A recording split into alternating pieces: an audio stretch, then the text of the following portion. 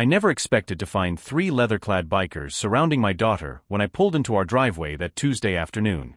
But that's exactly what I saw, and in that moment, everything changed.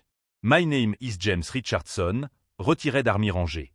I served 22 years with the 75th Regiment. I've led missions through some of the most hostile terrain on Earth. But nothing prepared me for what I found in my own front yard that day. We moved to Pinehurst Estates for peace. A quiet 5-acre plot at the end of Maple Drive where my daughter Emma and I could finally breathe. After 6 combat tours, all I wanted was to be present for her. To make up for all the time I missed while she grew up without me. I built a workshop, planted a garden, and helped Emma start her 4-H chicken project, something she'd pour her heart into. For the first time in years, life had rhythm. When I first got here, the HOA seemed harmless. The rules were annoying, sure, but manageable. Keep the lawn neat, paint your mailbox the right shade of beige. Nothing worth raising a fuseau vert. But then Todd Mercer took over as HOA president. Corporate guy, polished smile, too much ambition for a neighborhood of modest homes and quiet families. He called it community transformation. I called it what it was, control. The changes came fast. Random citation, mailbox tout tall, lawn tout long. Nobody pushed back. Until I did. It started with a $500,000 community improvement fund that appeared on the agenda one quarterly meeting. 8 months of higher fees, and not a single new bench, not one repaired sidewalk. So I asked the question nobody else dared, where's the money going? You could VER d'apin drop. Mercer's face turned red. Financial management is the board's responsibility, he snapped. Not for debate. That's when everything turned. Within days, Emma's 4-H chicken project, approved by the county, well within zoning laws, was hit with a violation. Unauthorized livestock, the letter said. Fines would begin in 48 hours. Emma was crushed. She'd worked so hard, breeding heritage chickens, building the coop to code, documenting everything for her college application. I submitted the paperwork again. They sent another violation. This time, they claimed the coop design broke architectural standards. Then came complaints about excessive traffic when Emma's 4-H group visited. Fines, threats, and eventually a lien on our property. It wasn't about rules anymore. It was a campaign. But last Tuesday, they crossed a line they can't uncross. That morning, Emma left for school like any other day. I spent a few hours in the workshop crafting a display case for her project. Around noon, I drove to Walker's Hardware to pick up reinforcement supplies for the coop. Emma texted me, she débit au Merli. I didn't think much of it until I turned onto our gravel driveway. 3 motorcycles. Matte black chopper, chrome engines gleaming in the spring sun. Parked in front of our barn like they owned the place. And Emma, my daughter, backed up against the coop, clutching her project notebook to her chest, wide-eyed. Terrified. One of the bikers, a mountain of a man in black leather, was jabbing his finger at her. Time your daddy learned about following rules, he snarled. In that instant, I stopped being the quiet guy from Lot 44. He parked slowly, engine running. My hand slid into the glove box and activated the security system I'd installed after Mercer's first threat. Cameras, motion sensors, everything now recording. And then he saw the escalade. Parked just past our property line. Inside, phone raised, sat Mercer himself. He wasn't just harassing us anymore. He was directing an operation. He stepped out of my truck slowly, keeping every motion measured. Not out of fear, out of training. 22 years of high-pressure combat leaves you with instincts that never fade. I scanned the scene automatically. 3 men, aggressive postures, strategic placement. They weren't amateurs. And worse, they weren't acting alone. Mercer was orchestrating this like a coward, filming from the safety of his luxury SUV. The bikers wore matching leather vests. Emblazoned across their backs, iron serpents. I'd heard of them. Not full-blown outlaws like the national clubs, but definitely not clean. Hired muscle. Enforcers for hire. Guys who operated in the shadows of legality, just enough plausible deniability to slip through cracks in the system. I took a step forward and called out, loud and clear, gentlemen. That's my daughter you're talking to. She's 16. Step away from her now. Emma's eyes flicked to me. I saw the moment relief washed over her face, but she didn't move. She knew enough not to make sudden moves. Smart girl. The biggest biker turned.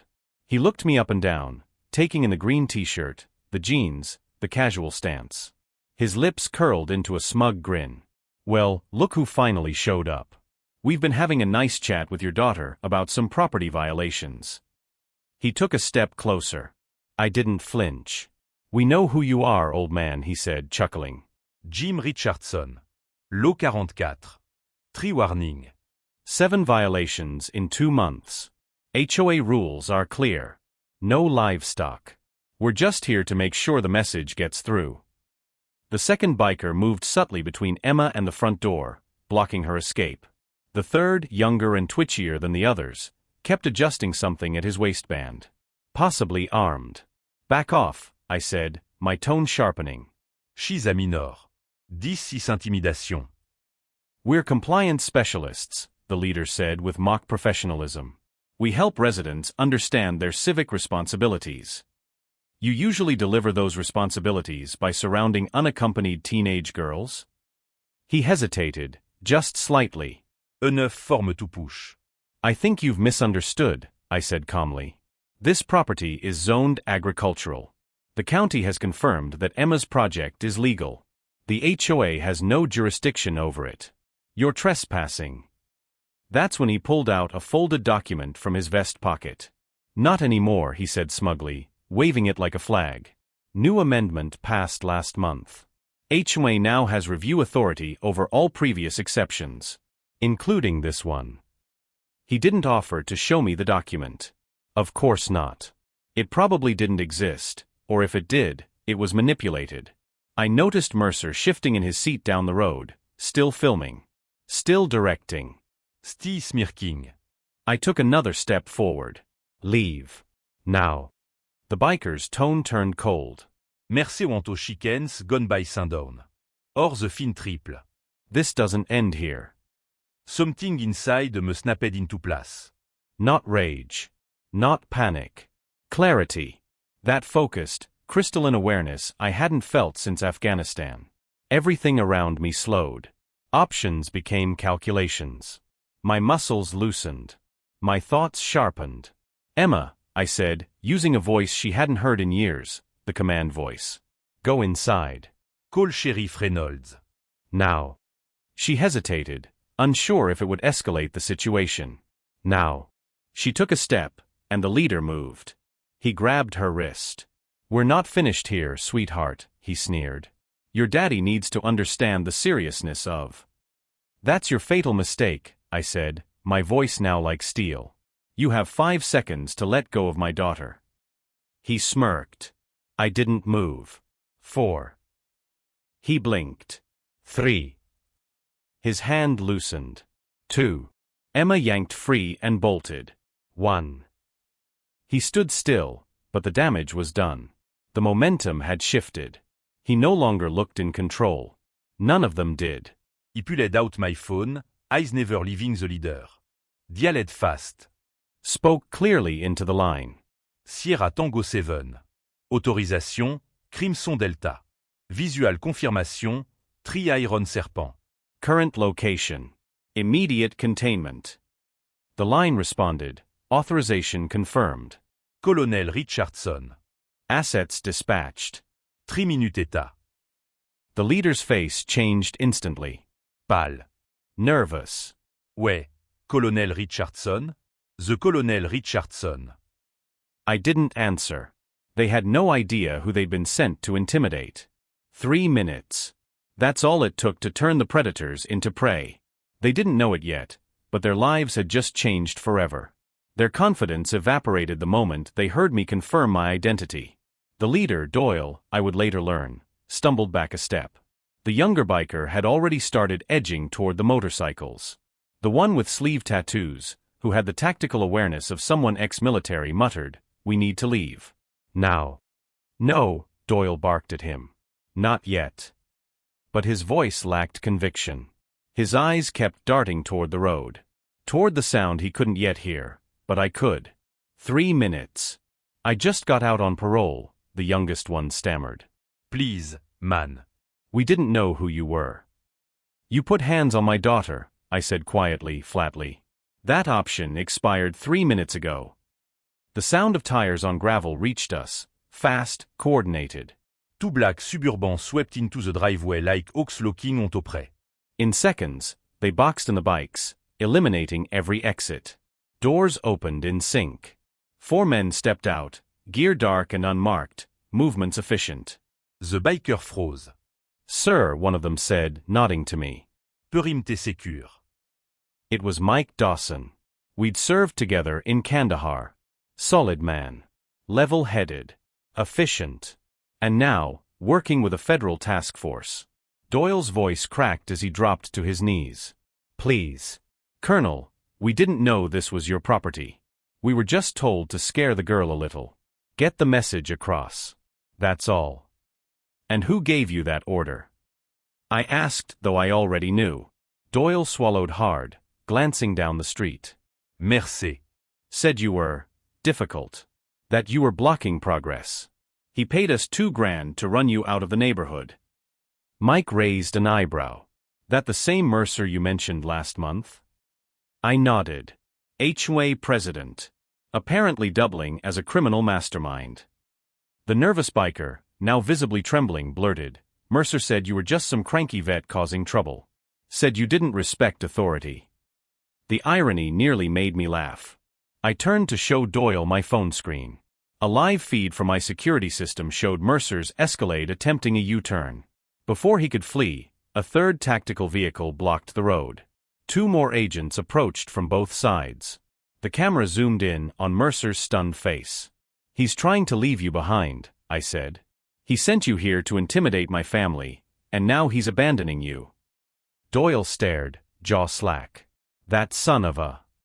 We were told this was sanctioned, the tattooed one said. Said you were violating ordinances. We were just helping enforce local regulations. You were hired muscle, I corrected him. And unfortunately for you, the HOA's little intimidation program just crossed into organized crime territory. Mike glanced at me. Want to press charges? Absolutely, I said without hesitation. Full protocol. We're dealing with conspiracy, intimidation of a minor, and unlawful trespassing. That's not just HOA overreach. That's federal. One of the agents pulled up data from the bikers' phones. Group messages. Payments. Instruction. Mercer wasn't just a rogue HOA president. He was orchestrating targeted harassment campaigns against families that pushed back. And now, with my cameras, my recordings, and the bikers turning on him, he was finished. The trembling young biker spoke again, near tears. Please, sir. I'll tell you everything. What Mercer's been doing. The families. The threats. Just don't send me back. Too late for mercy. But maybe not too late for justice. I looked at them. 3 men who thought they could terrify a teenage girl for a paycheck.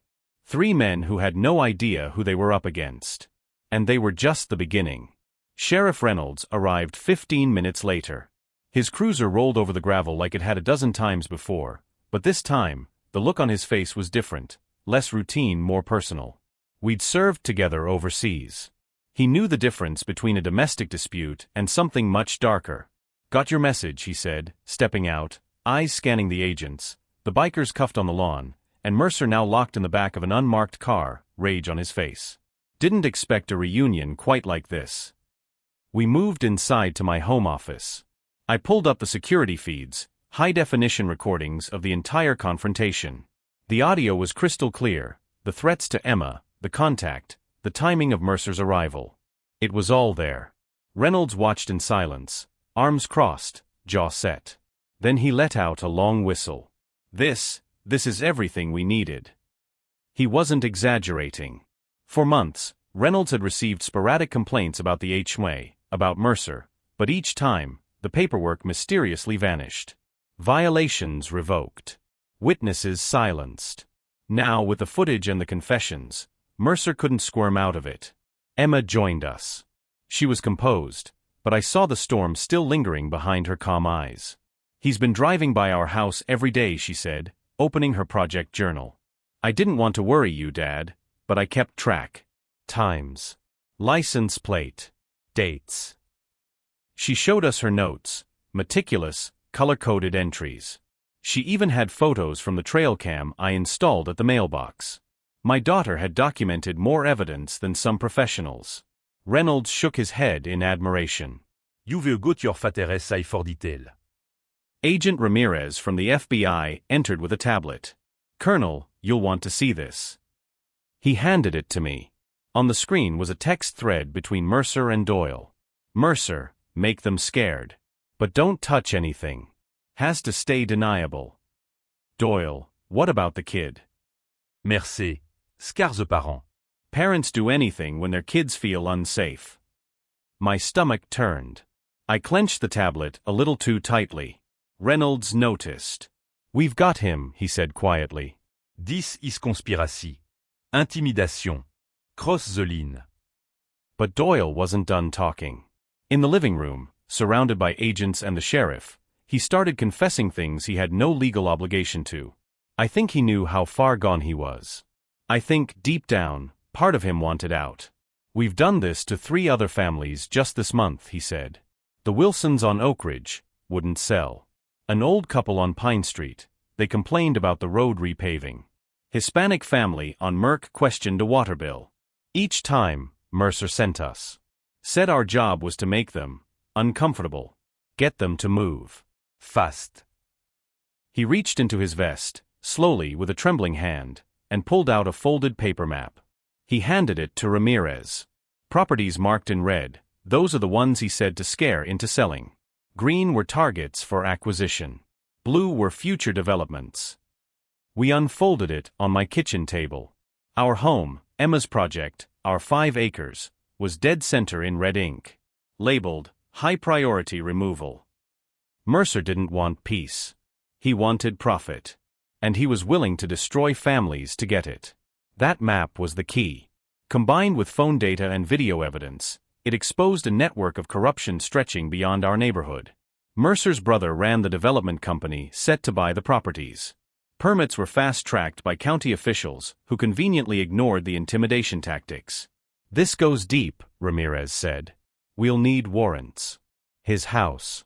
His office. His brother's company. Reynolds nodded. Let's bring the whole house down.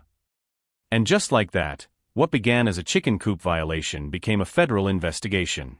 2 days later, the barn I built with my own hands became a town hall.